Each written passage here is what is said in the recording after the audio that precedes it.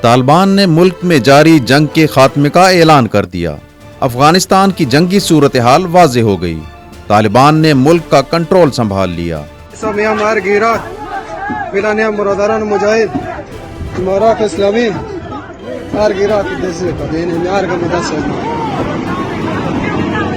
Doha میں طالبان کے سیاسی دفتر کے سربراہ ملا عبدالغنی برادر نے کابل کی فتح پر مبارکباد کا پیغام جاری کر دیا۔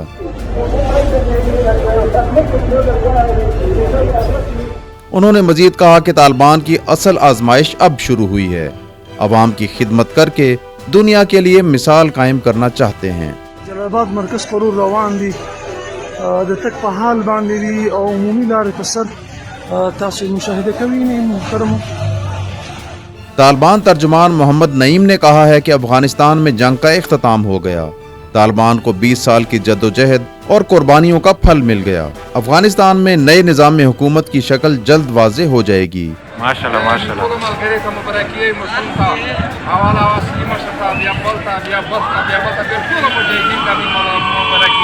جزاک اللہ جزاک اللہ۔ افغانستان کی سرزمین کسی کے خلاف استعمال کرنے کی اجازت نہیں دی جائے گی۔ امید ہے غیر ملکی قوتیں افغانستان میں اپنے ناکام تجربے نہیں دہرائیں گی۔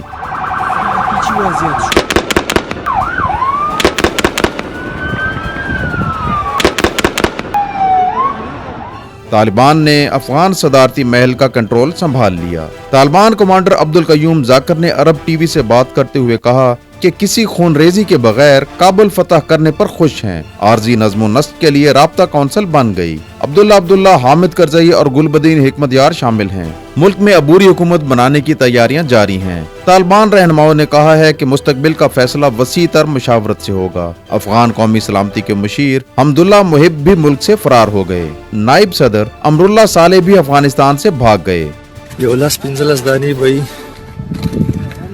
خارجیانو دفترو ڈرون تیاری دی غنیمت سے۔ اشرف غنی نے بھاگنے کی وجہ بتاتے ہوئے کہا کہ خون ریزی سے بچنے کے لیے افغانستان چھوڑا۔ قائم مقام وزیر دفاع نے بھاگنے والوں پر تنقید کرتے ہوئے کہا ہے کہ ان کے ہاتھ باندھ کر ملک بیچ دیا گیا۔